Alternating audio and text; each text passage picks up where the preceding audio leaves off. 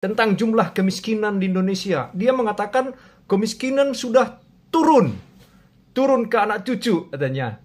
Tercatat sepanjang Januari hingga April 2025, pemerintah Malaysia melalui Jabatan Imigresen Sarawak sudah memulangkan sebanyak 1.205 orang warga negara Indonesia bermasalah. Hari ini 6 Mei 2025, RM1 sudah mencapai Rp3.900. I think that's crazy. Kalau Indonesia di Malaysia itu kegirangan. Wah, ringgit lagi mahal nih. Semoga tembus Rp4.000. Padahal itu menandakan kalau Indonesia sedang tidak baik-baik saja. Netizen Konoha ataupun warga Konoha terlalu sombong, geng ya. Mau makan aja susah, masih mau coba-cobaan menghina negara Malaysia.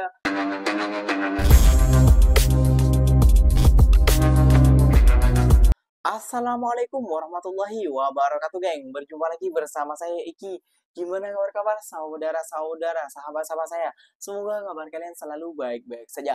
Dilindungi oleh Allah Subhanahu wa taala, dijauhkan dari segala bala musibah dan diberi umur panjang. Amin ya rabbal alamin. Oke, geng, seperti biasanya di video kali ini Ikinya akan mereaksikan beberapa video yang telah di-tag maupun yang telah terjumpa di TikTok. Dan di video kali ini Ikinya akan mereaksikan video yang mungkin menggemparkan juga ataupun mengiris para yang benci dengan negara Malaysia ataupun lebih koyak kayak gitu ya, geng ya. Kenapa, geng? Netizen kita ya, geng ya, yang tidak tahu diri, yang tidak tahu tentang fakta, yang buta tentang fakta, yang tutup mata tentang fakta kayak gitu ya. Yang selalu menghina negara Malaysia selalu dihina, namun semakin dihina semakin berkembang dan semakin dikenal seluruh dunia dan juga selalu dibicarakan oleh dunia. Nah, Indonesia juga dibicarakan, geng. Namun tentang jumlah penduduk miskin versi World Bank, geng. Kayak gitu, geng ya. Dan, geng, itu hari banyak juga yang menghina mata uang Malaysia dan mata ringgit Malaydes dan lain sebagainya. Namun sekarang, geng ya, rupiah anjlok, rupiah jatuh, geng. Ringgit Malaysia melonjak naik, geng. Nah, tentunya berita ini sangat senang bagi para TKI maupun TKW yang bekerja di Malaysia ya, geng ya. Jadi mereka senang banget karena ya seanjlok-anjloknya rupiah, namun ringgit masih terbang, geng. Nah, kita harus bisa mencontoh dan kita harus bisa bercermin ke negara Malaysia. Bukan malah menghina dan mencaci. Gak ada gunanya, gak ada efeknya kalian mencaci dan menghina negara Malaysia, geng. Malahan tambah berkembang negara Malaysia. Gimana tuh? Oke, nggak usah berlama-lama, tentunya kalian sudah penasaran videonya seperti apa. Jom kita simak bersama-sama. Namun sebelum simak, jangan lupa dulu dong, geng. Sokong channel ini dengan cara apa? Subscribe, like, comment, and share-nya. Apa-apa benda, silahkan komen di bawah. Janji, jangan bergaduh. Oke, kita simak dulu videonya. Let's go. Aha, jumlah penduduk miskin versi World Bank. Urutan pertama adalah Zimbabwe sebesar 84%. Urutan kedua yang termiskin di dunia adalah Indonesia sebesar 60,3% dari jumlah penduduknya. Loh, kok bisa? Ya bisa. Ya bisa, karena selama ini kita dibohongi oleh Jokowi tentang jumlah kemiskinan di Indonesia. Dia mengatakan kemiskinan sudah turun ke anak cucu katanya. Karena apa? Dia menyuruh BPS menggunakan angka atau acuan yang sudah tidak dipakai lagi, yaitu miskin menurut BPS adalah jumlah pengeluaran per kapita per hari sejumlah Rp18.349 per hari. Kalau jumlah penduduk satu keluarga, ada anak 3, suami dan istri 5 orang, berarti 5 kali 18.000 ya kurang lebih 90.000. Kurang lebih begitu. Jadi 90.000 per hari dikali 3, 2.700.000. Orang berpenghasilan 2.700.000 per bulan itu sudah dianggap tidak miskin lagi. Nah, sementara angka acuan yang dipakai oleh World Bank atau dunia adalah pendapatan kurang dari 2,15 US dollar per hari atau sekitar 35.000, 2 kali lipat ya. Akhirnya ya kita jomplang. Nah, selama ini kita memang dibodohi. Udahlah, cukuplah penghasilan 18.000 udah nggak miskin gitu, kurang lebih begitu. Dan angka ini dipergunakan oleh rezim untuk pencitraan diri, untuk seolah-olah bangsa kita ini, pemerintah sudah berhasil menurunkan angka kemiskinan. Padahal kemiskinan itu ekstrim, naik jumlahnya sampai 60 juta orang lebih. 60% dari penduduk Indonesia, sekitar 170-an juta penduduk Indonesia, untuk makan pun susah. Anda percaya yang mana?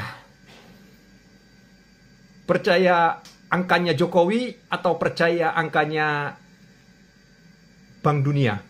Kalau saya sih pakai nalar dan logika sederhana. 35.000 itu pun sebenarnya sudah termasuk miskin.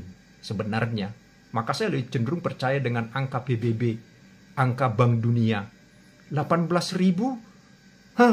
Itu meninabobokan bangsa ini supaya kita tetap, ya sabar lo miskin ya miskin aja, kurang lebih begitu.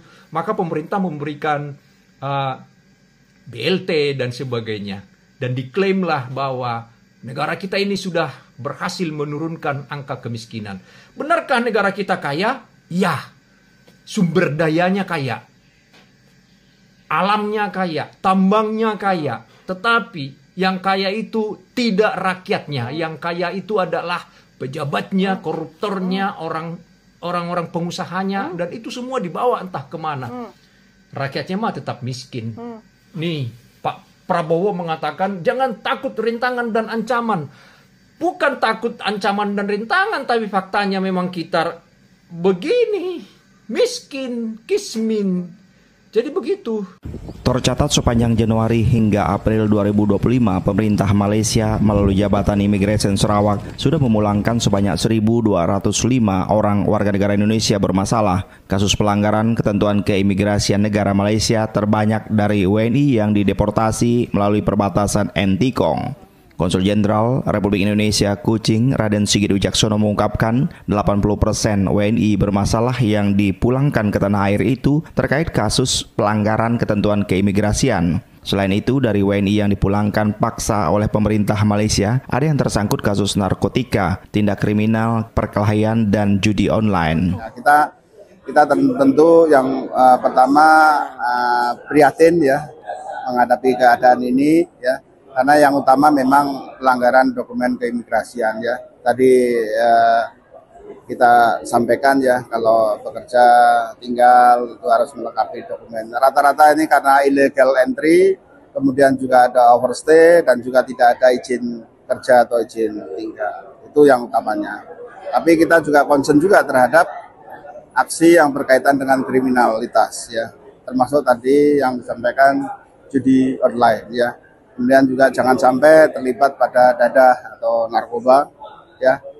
Konsul Jenderal Republik Indonesia Kuching Raden Sigit Wijaksono mengungkapkan WNI bermasalah yang terkena penertiban di Sarawak, Malaysia itu mayoritas dalam catatan masuk secara non-prosedural. Untuk tahun 2025, WNI bermasalah yang dideportasi lebih banyak asal daerah Kalimantan Barat. Hari ini 6 Mei 2025, RM1 sudah mencapai Rp3.900. I think that's crazy.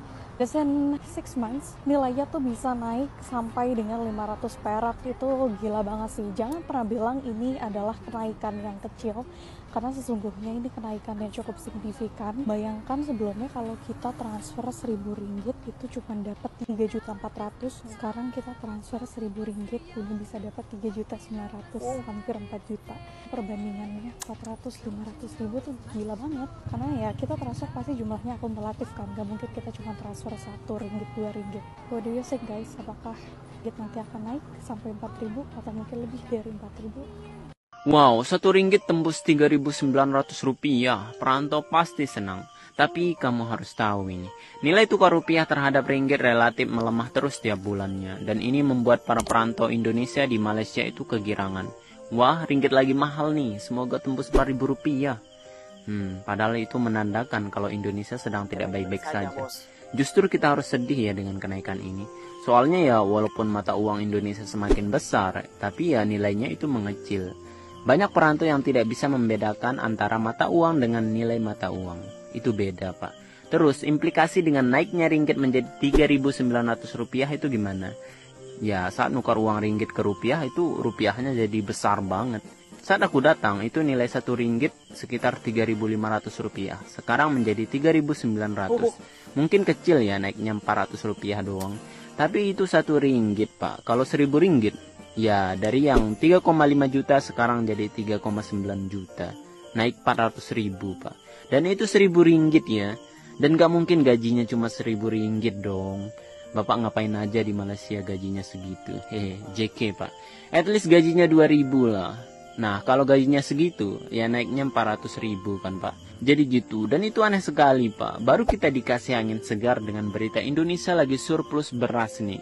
Di saat negara-negara lain krisis. Di saat yang sama datang berita APBN defisit lah, Indonesia tambah hutang 200 triliunan. Kok aku jadi tukang kritik pemerintah sih? Netizen Konoha ataupun warga Konoha terlalu sombong, geng ya. Mau makan aja susah, masih mau coba-cobaan menghina negara Malaysia. Segala sisi ini miskin lah dan lain sebagainya. Malaysia cuma dibagi giveaway dan lain sebagainya. Ganyang, wah, kalian harus mikir, geng.